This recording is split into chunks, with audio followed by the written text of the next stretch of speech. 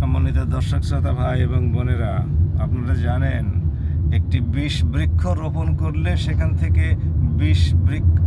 বৃক্ষের চারা রোপণ করলে সেখান থেকে বৃক্ষই উৎপাদিত হয়।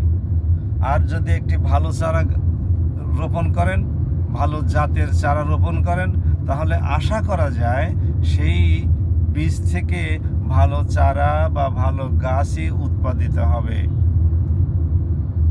কিন্তু রোপণ করবেন বৃক্ষ আর সেখান থেকে আশা করবেন স্বর্ণালী বৃক্ষ, এইটা দুরাশা মাত্র। আপনারা কি এটা অনুধাবন করতে সক্ষম?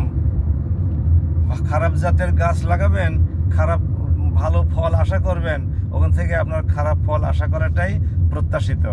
তাহলে মানুষ স্বেচ্ছায় সজ্ঞানে সব কিছু দেখে শুনে বুঝে কি কেউ বৃক্ষ রোপণ করে? বৃক্ষের কি লালন পালন করে কেউ? নাকি ভালো জাতের ভালো বৃক্ষের গাছ চারা রোপণ করে বা বীজ রোপণ করে? যারা সুস্থ মানুষ, জ্ঞানী মানুষ, বিদ্বান মানুষ, সমাজ সম্পর্কে যারা সচেতন, দেশের পরিস্থিতি, পারিপার্শ্বিক অবস্থা সম্পর্কে যারা পূর্ণ সচেতন, তারা কখনো কি বৃক্ষ রোপণ করতে পারে? তারা কখনোই সেটা বৃক্ষ রোপণ করতে পারে না। আমরা আশা করি সবাই আপনারা আগামী নির্বাচনে কোনো বৃক্ষ রোপণ করবেন না, বৃক্ষের লালন পালনও করবেন না। সবাই ভালো থাকুন। বাংলাদেশের নির্বাচনটা সুষ্ঠু হোক। আসসালামু আলাইকুম ওয়া রাহমাতুল্লাহ।